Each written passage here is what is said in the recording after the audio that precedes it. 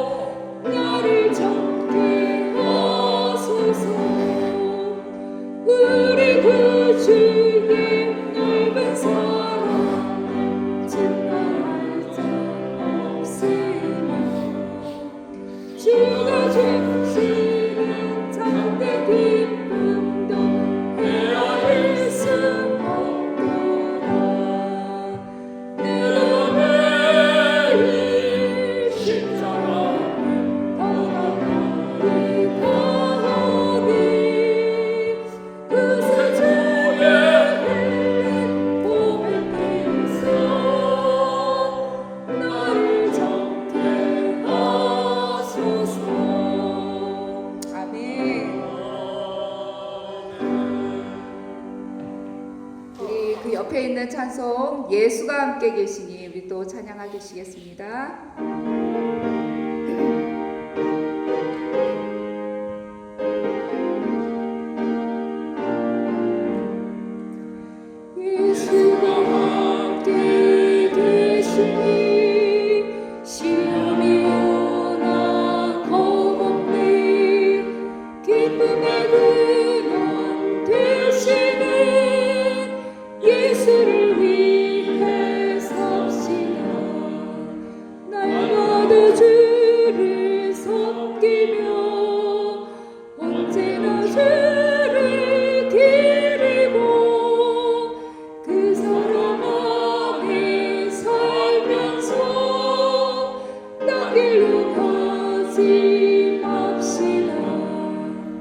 이 세상 사는 동안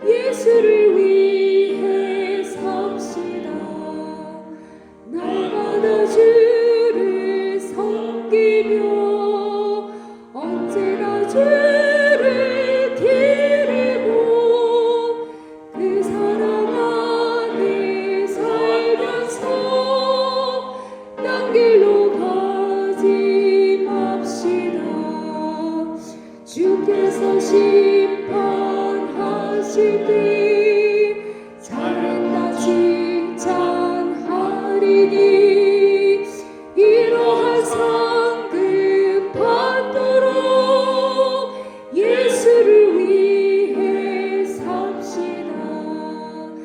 날마다 주를 섬기며 언제나 주를 기리고 그 사랑 안에 살면서 딴 길로 가지 맙시다. 아멘. 이 시간에 우리 최은영 부교님께서 기도해 주시겠습니다.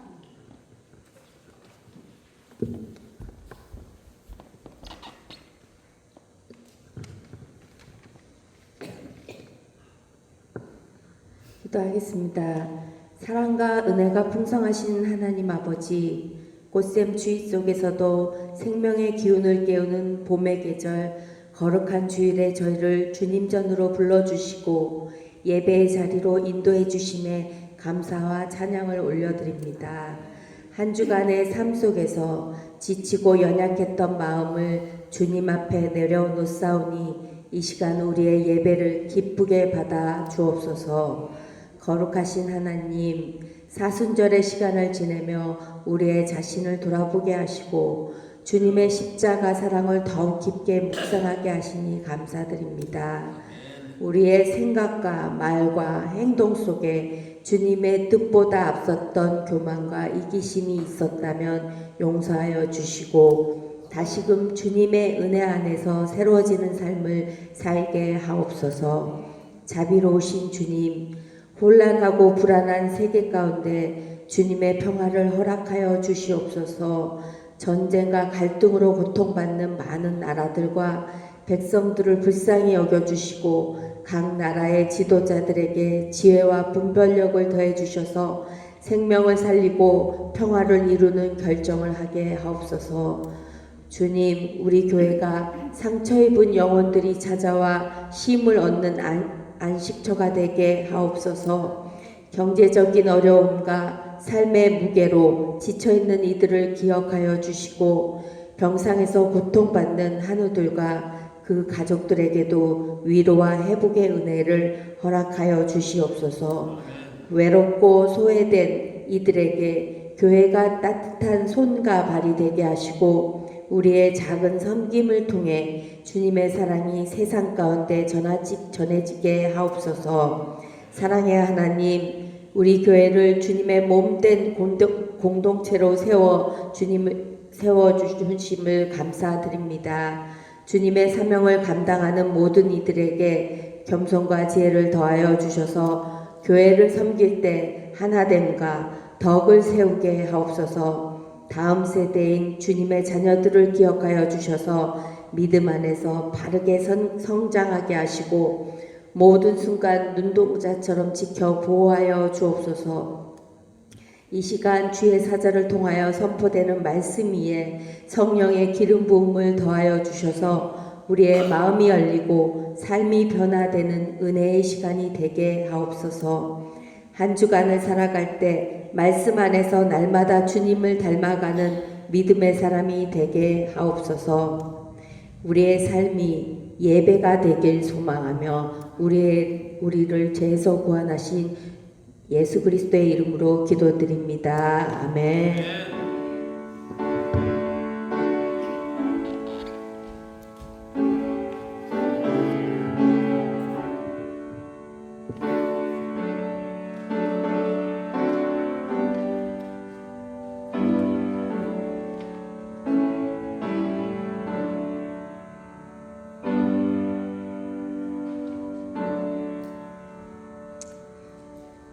감사합니다. 오늘 함께 보실 말씀은 고린도전서 16장 13절에서 24절까지의 말씀입니다. 고린도전서 16장 13절에서 24절까지의 말씀입니다. 제가 한 절 읽고 여러분들이 한 절 읽고 이렇게 교독하시도록 하겠습니다. 깨어 믿음에 굳게 서서 남자답게 강건하라. 너의 모든 일을 사랑으로 잘하라. 형제들아, 스데바나의 집은 곧 아가야의 첫 열매요. 또 또 성도 섬기기로 작정한 줄을 너희가 아는지라. 내가 너희를 권하노니 네가 다른 사람들과 또 함께 일하며 수고하는 모든 사람들의 수고하라. 내가 스데바나와 브드나도와 아가이고가 온 것을 기뻐하노니 그들이 너희의 부족한 것을 채웠음이라. 그들이 나와 너희 마음을 수고하게 하였으니 그러므로 너희는 이런 사람을 알아주라. 아시아의 교회들이 너희에게 무난하고 아굴라와 브리스가와 그 집에 있는 교회가 주 안에서 너희에게 간절히 무난하고 모든 형제도 너희에게 무난하니 너희는 너희까지 서로 무난하라.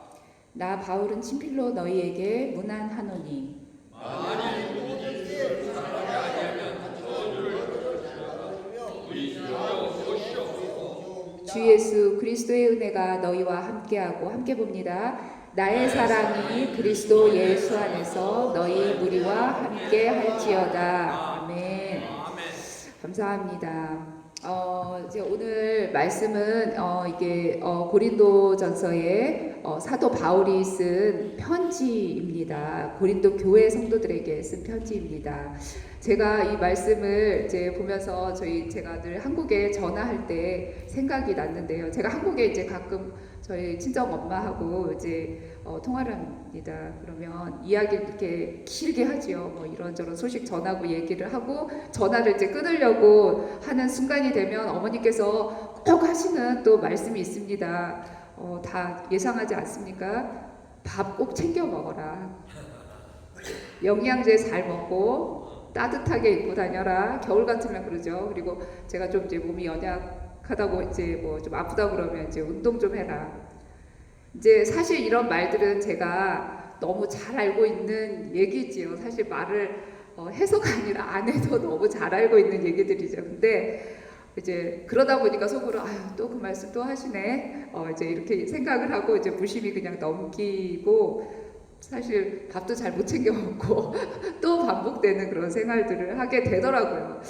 근데 이제 제가 이렇게 생각해 보니까 야, 이 얘기들을 제가 20대 때 들었었는데 지금 이렇게 나이가 훌쩍 이렇게 많이 되었는데도 여전히 듣고 있다는 사실입니다.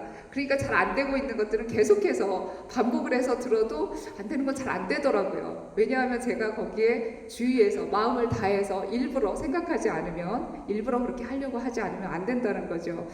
그리고 이제 멀리 떨어져 있으니까 이제 걱정이 되고 하니까 더 부모님은 이제 더 많이 이제 그렇게 당부를 하시지요. 그 통화를 마칠 때까지 이제 계속 중요한 것은 다시 한번 붙들어주고 싶은 그 부모의 간절한 마음이 이렇게 나타나는 것 같습니다. 마찬가지로 오늘 이 읽은 말씀도 그렇습니다.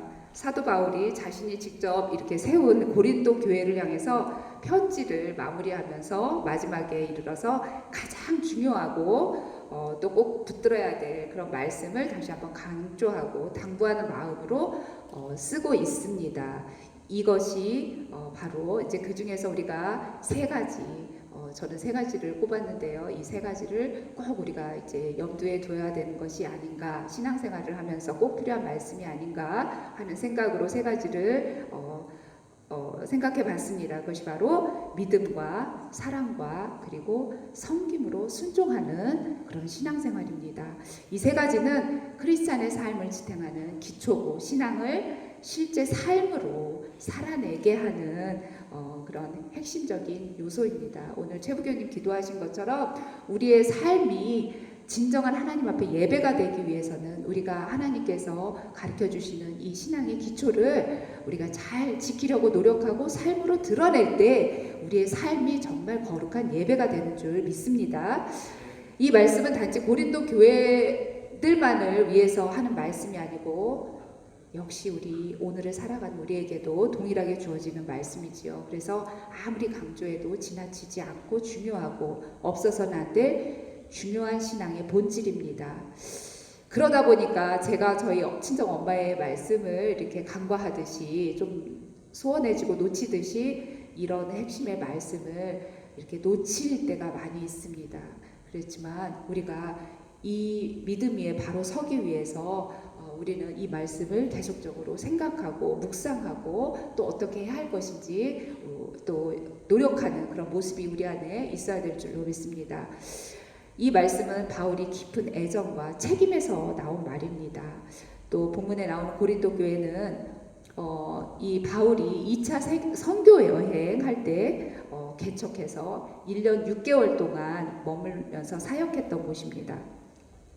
그 후에 바울은 또 다음 사역을 위해서 그곳을 떠나고 또 약 3년의 시간이 흐른 다음에 고린도 성도들은 바울의 가르침을 따라서 이 신앙생활을 하지만 여러 상황 속에서 또 시행착오와 어려움을 겪고 있다는 그런 소식을 듣게 됩니다. 그래서 어떤 일이 벌어집니까? 이 고린도 교회 안에 분열이 생기고 신앙에 혼란이 오고 사랑이 식어가는 그런 모습을 보이게 되죠. 그래서 이런 소식을 들은 바울은 고린도 교회를 향해서 사랑하는 마음으로 그들이 다시 강건하게 세워지기를 바라는 마음으로 편지를 씁니다. 그래서 이 바울의 마지막 당부는 신앙생활의 나침반과도 나침반처럼 어떤 삶의 그런 지표가 되는 내비게이션이 되는 그런 거가 되겠죠. 그래서 우리가 방향을 잃고 있을 때 또 신앙 중심에서 조금씩 벗어나고 있을 때 그것을 다시 한번 점검하게 되는 기준이 되어집니다. 그 첫 번째로 우리가 함께 생각해 볼 것은 믿음입니다. 우리가 너무나 많이 듣고 있고 잘 알고 있지요. 13절의 말씀에 깨어 믿음에 굳게 서서 남자답게 강건하라 이렇게 권면하고 있습니다. 이것은 고린도 교인들이 영적으로 깨어서 흔들리지 않는 믿음 위에 굳게 서기를 바라는 간절한 요청입니다. 여기서 말하는 믿음, 헬라어를 제가 찾아보니까요, 피스티스라는 말인데요. 이 말은 믿음을 머리로 I know 하고 이 머리로만 아는 그런 것을 동의하는 그런 수준이 아니라 마음 깊은 곳에서 나오는 확신, 신뢰, 그리고 충성까지 포함하는 흔들리지 않는 전인적인 믿음을 말하고 있습니다. 이 흔들리지 않는 전인적인 믿음은 누구를 믿는 믿음인가요? 바로 십자가에서 죄인된 나를 위해서, 나를 대신해서 죽으신 부활하신 예수 그리스도를 믿는 믿음입니다. 이 믿음이 바로 굳건하게 서 있지 아니하면 우리는 환경과 상황에 따라서 흔들릴 수밖에 없지 않습니까? 바울이 이들은 고린도 교인들은 믿음이 있다 했지만 실제 그들에게 주어진 여러 가지 상황 속에서 믿음의 시험을 받게 됩니다. 고린도전서 1장 12절 13절에 어떤 말씀이 나오나요? 나는 바울에게, 나는 아볼로에게, 나는 게바에게, 나는 그리스도에게 속하였다. 이런 서로 나뉘는 모습을 볼 수 있습니다. 이에 대해서 바울은 그리스도께서 어찌 나뉘었느냐라며 탄식을 합니다. 이 모습은 고린도 교인들의 믿음이 오직 한 분이신 구원자 예수 그리스도께 굳게 서 있지 못했음을 보여줍니다. 그 결과로 사람을 중심으로 파가 나뉘고 분쟁이 일어나고 그래서 이거는 온전한 믿음이 아니라 분열된 믿음으로 변질되고 말았습니다. 그런데 우리의 구원은 어떤 사람에게서 온 것이 아니지요. 분명히 누구에게서 온 겁니까? 오직 예수 그리스도의 십자가로부터 온 것입니다. 그렇기 때문에 우리가 믿음의 근간을 오직 예수님에게 두고 있는지 순간순간 잘 우리 자신을 분별해야 됩니다. 바울은 이것을 위해서 깨어 믿음에 굳건히 서라고 말씀하고 있습니다. 예전에 들은 얘기인데 어떤 사람이 한국에 있는 그 순환 전철을 탔다고 합니다. 그리고 잠깐만 눈 붙여야지 그러고 잠이 들었는데 눈을 떠보니까 여전히 같은 역에 있다고 했어요.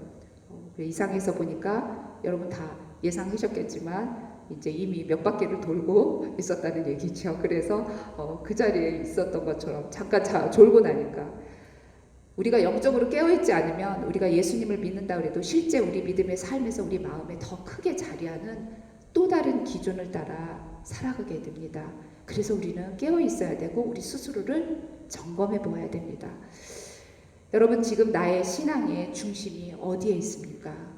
나는 누구를, 무엇을 중심으로 신앙생활을 하고 있습니까?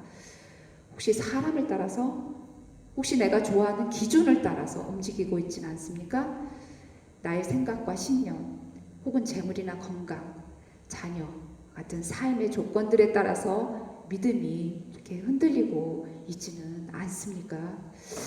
아니면 어떤 상황 속에서도 변하지 않으시는 예수 그리스도 위에 나의 믿음이 굳게 서 있습니까? 이 시간에 하나님 앞에서 우리의 마음을 정직하게 돌아보고 스스로에게 물어보는 시간이 되시길 바랍니다.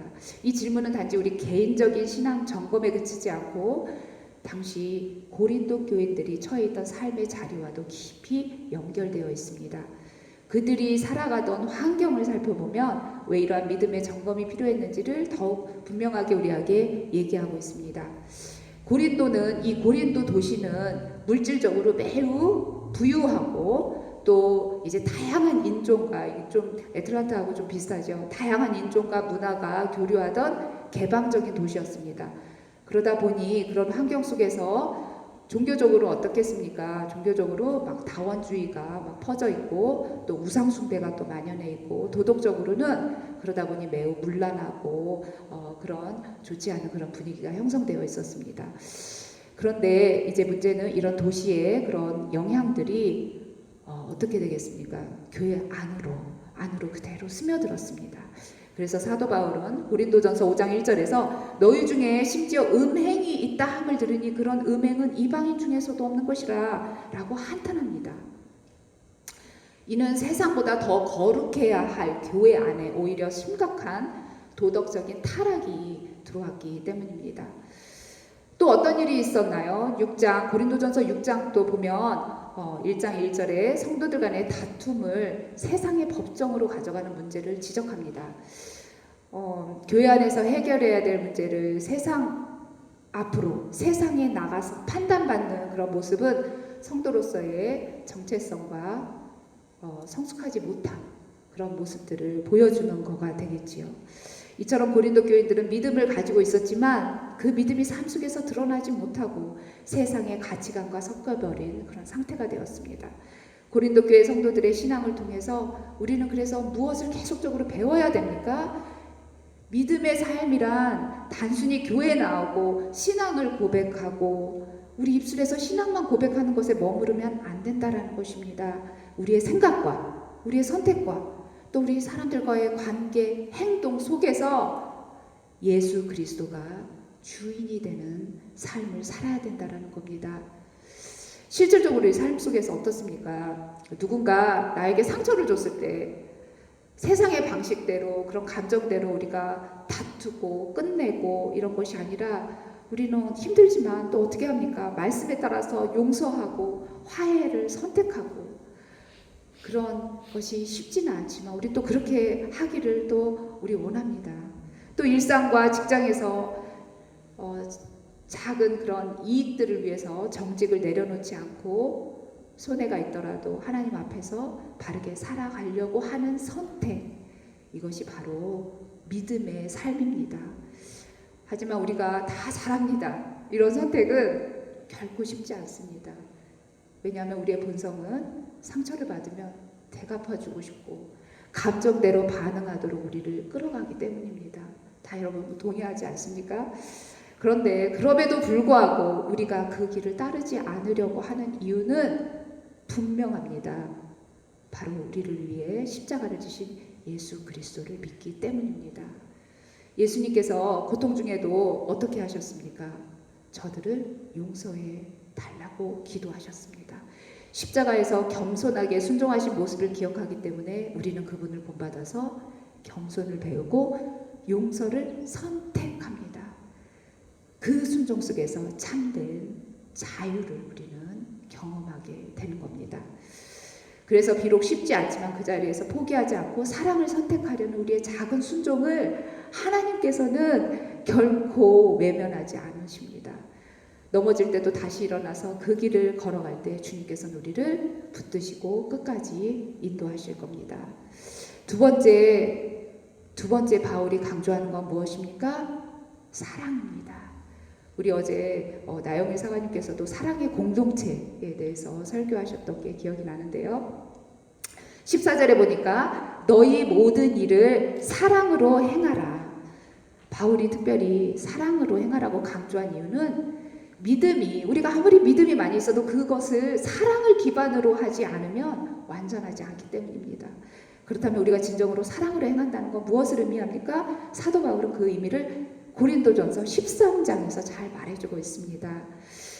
제가 고린도전서 13장 1절에서 8절까지 조금 길지만 한번 읽어보도록 하겠습니다. 혹시 여러분들 성경을 가지고 계시거나 또 뭐 폰에서 핸드폰에서 앱에서 찾으실 수 있으면 함께 또 읽으셔도 좋겠습니다. 또 보지 않으시고 이렇게 들으시더라도 아마 여러분 너무나 익숙하고 잘 알고 계신 말씀이기 때문에 우리가 노래로도 막 외우고 있지요. 그래서 제가 한번 읽어보도록 하겠습니다. 고린도전서 13장 사랑장이지요. 1절부터 8절입니다.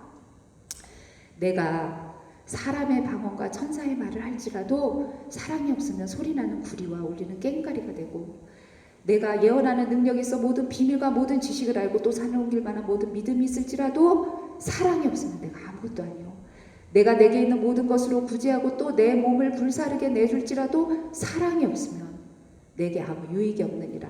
사랑은 오래 참고 사랑은 온유하며 시기하지 아니하며 사랑은 자랑하지 아니하며 교만하지 아니하며 무례히 행하지 아니하며 자기의 유익을 구하지 아니하며 성내지 아니하며 악한 것을 생각하지 아니하며 불의를 기뻐하지 아니하며 진리와 함께 기뻐하고 모든 것을 참으며 모든 것을 믿으며 모든 것을 바라며 모든 것을 견디느니라. 사랑은 언제까지나 떨어지지 아니하되 예언도 패하고 방언도 그치고 지식도 패하리라. 아멘. 여러분 아멘입니까? 예, 아멘입니다. 근데 너무 어렵지 않습니까? 아마도 이 말씀 앞에서 완전히 자유하다고 말할 수 있는 사람들은 우리 중에 많지 않으리라 생각됩니다. 저도 이 말씀 이렇게 읽으면서 제 삶을 돌아보게 되고 부끄러움을 느끼는 부분이 참 구절구절마다 참 걸리고 참 그렇더라고요. 그런데 고린도 교회 성도들 중에는 하나님께서 가르쳐 주시는 사랑이 이 교인들에게도 충분히 자리 잡지 못했기 때문에 여전히 실수와 실패를 경험할 수밖에 없었습니다. 실제로 고린도전서 3장 3절에서 바울은 이렇게 지적합니다. 너희는 아직도 육신에 속한 자로다. 너희 가운데 시기와 분쟁이 있으니 어찌 육신에 속한 사람을 따라 행함이 아니리요. 그들은 이미 구원을 받았습니다. 그렇지만 여전히 서로를 비난하고 비교하고 정죄하고 어린아이와 같은 그런 미성숙한 신앙에 머물러 있었습니다. 즉 믿음은 있지만 사랑이 충분히 자라지 못했기 때문에 공동체 안에서 갈등과 분열이 일어난 겁니다. 바울이 강조하는 사랑은 단순한 감정이 아니라 서로를 세우고 격려하고 정죄와 시기 대신에 이해와 용서를 선택하는 삶입니다. 저절로 이것이 되기는 어렵습니다. 그런데 우리가 의지적으로 어떻게 합니까? 선택하려고 노력하는 겁니다. 사랑이 없는 믿음은 공동체를 하나로 묶지 못하고 신앙을 온전히 살아내게 하지 못하는 사실을 우리는 알 수 있습니다. 고린도전서 12장 5절에서 7절에서 바울은 은사에 대해서도 언급합니다. 직분은 여러 가지나 주는 같으며 또 사역은 여러 가지나 모든 것을 모든 사람 가운데서 이루시는 하나님은 같으니 각 사람에게 성령을 나타내심은 유익하게 하려 하심이라. 고린도 교인들은 방언, 지식, 능력 같은 은사를 가지고 누가 더 뛰어난가를 비교하고 자랑했습니다. 하나님이 맡겨주신 선물로 여기기보다 자신을 드러내는 교만의 수단으로 사용하고 말았습니다. 그런데 바울이 강조하는 겁니다.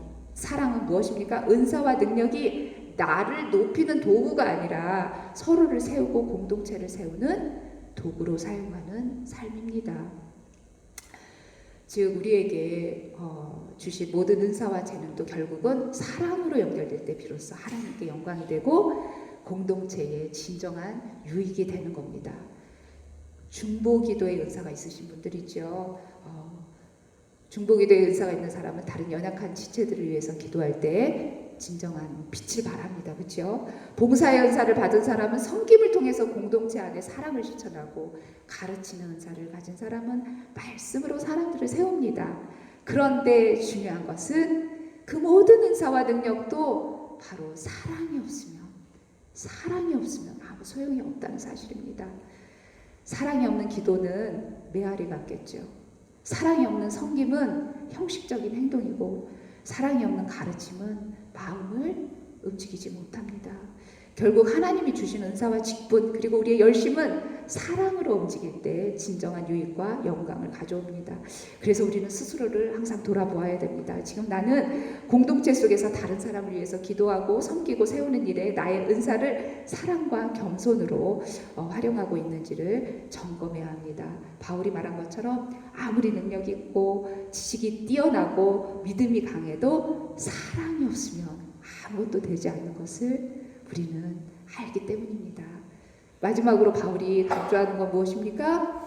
섬김으로 순종하라는 겁니다. 15절 16절에 형제들아 스데바나의 집은 곧 아가야의 첫 열매요 또 성도 섬기기로 작정한 줄을 너희가 아는지라 내가 너희를 권하노니 이 같은 사람들과 또 함께 일하며 수고하는 모든 사람에게 순종하라. 스데바나는 바울이 아덴에서 복음을 전할 때 회심한 성도입니다. 그리고 고린도 교회에서 믿음과 섬김으로 공동체를 세우는 아주 중요한 역할을 감당했던 인물입니다. 특히 여기서 바울이 스데바나라고만 하지 않고 스데바나의 집이라고 표현한 것은 이 스데바나가 회심을 하고 나서 자기만 예수님을 믿은 게 아니라 자기 자신과 온 가족과 심지어 그 노예들, 종들까지도 회심하도록 복음을 전한 겁니다.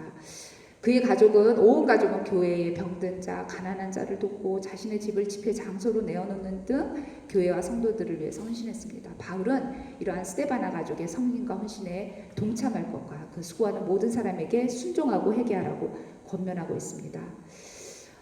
이 말씀 아까 말씀드렸듯이 이제 사랑의 공동체 어제 나영 사관님께서 설교하신 그 말씀을 떠올리게 하죠. 로마서 14장 18절 말씀에 이로써 그리스도를 섬기는 자는 하나님을 기쁘시게 하고 사람에게도 칭찬을 받느니라.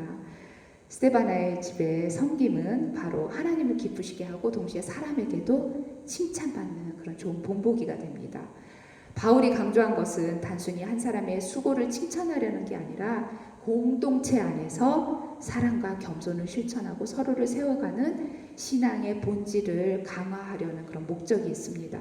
우리 교회 안에도 보이는 곳에서 또는 보이지 않는 곳에서 수고하는 우리 성도님들 또 계시고 이렇게 많이 계시지 않습니까? 우리는 각자에게 주신 은사와 재능대로 하나님을 섬기지만 거기에서 한 걸음 더 나아가서 서로를 격려하고 섬기고 기쁜 마음으로 순종하기를 간절히 바랍니다. 그럴 때 우리의 섬김이 더 아름답게 세워지고 공동체도 더욱 건강하게 세워지는 줄 믿습니다. 말씀을 마치려고 합니다. 사랑하는 성도 여러분, 오늘 바울이 고린도 교회에 전한 권면의 말씀을 우리는 기억하기를 바랍니다. 믿음과 사랑과 섬김 꼭 붙드시길 바랍니다. 이 세 가지가 함께할 때 우리는 진정으로 하나님을 기쁘시게 하고 사람에게도 유익이 되는 공동체 안에 삶을 살아갈 수 있습니다. 나는 어떤 상황에서도 예수 그리스도 위에 굳게 서 있는 믿음을 가지고 있는지, 내 말과 행동과 봉사의 섬김 속에서 사랑으로 다른 성도들을 세우고 있는지, 내가 교회 안에서 다른 성도를 위해서 기도하고 격려하고 수고하는 삶을 또 실천하고 있는지, 오늘 이 시간을 통해서 우리 각자가 믿음 위에 서고 사랑으로 행하고 겸손과 섬김으로 공동체를 세울 때 우리 교회가, 우리 구세군 한인교회가 사랑의 공동체로 소문나는 교회가 될 줄로 믿습니다. 여러분, 이런 삶을 선택하시기를 소망합니다. 우리 함께 기도하고 주기도로 마치겠습니다. 하나님 아버지, 이 시간에 저희들에게 말씀을 허락해 주셔서 감사드립니다. 우리는 압니다. 사랑으로 산다는 것, 믿음으로 산다는 것, 섬기고 순종하며 산다는 것이 쉽지 않은 것을 압니다. 그러나 하나님, 이 시간에 말씀을 생각할 때 우리가 그 말씀을 믿고 우리가 그런 삶을 선택하기를 소망합니다. 하나님, 우리가 그렇게 살 때 사랑의 능력이 나타날 수 있도록 주님께서 우리 한 사람 한 사람에게 은혜를 더하여 주시고 축복하여 주시고, 그런 삶을 살아갈 때 하나님 더 많은 열매들이 우리의 삶 속에서 나타날 수 있도록 축복하여 주시옵소서. 특별히 하나님, 이 시간에 또 우리 연약한 지체들을 위해서 중보기도합니다. 우리 가정에서 예배 드리시는 우리 권사님들, 김금옥 권사님, 김영자 권사님, 하나님 그 연약한 육체를 하나님 아버지께서 강건케 하여 주시옵시고, 또 이 시간에 또 우리 전밀한 성도님, 아픈 몸 때문에 하나님 이 시간에 함께하지 못했지만 하나님 아버지께서 예수의 이름으로 하나님 또 치료하여 주시옵시고, 하나님 이 시간에 함께 나와 있는 우리 성도님들 우리 부교님들 한 사람 한 사람 주님께서 축복하여 주셔서 영육간의 강건함으로 한 주간을 주님 믿음 위에 살아갈 수 있고 승리할 수 있도록 축복하여 주시옵소서. 예수님의 이름으로 기도드립니다. 아멘. 하늘에 계신 우리 아버지여, 이름이 거룩히 여김을 받으시오며 나라의 임하옵시며 뜻이 하늘에서 이루어진 것 같이 하늘에서도 이루어지이다. 오늘 우리에게 용할 양식을 주옵시고 우리가 우리에게 죄 지은 자를 사하여 준 것 같이 우리의 죄를 사하여 주옵시고 우리를 시험에 들게 하지 마옵시고 다만 악에서 구하옵소서. 대개 나라와 권세와 영광이 아버지께 영원히 있사옵나이다.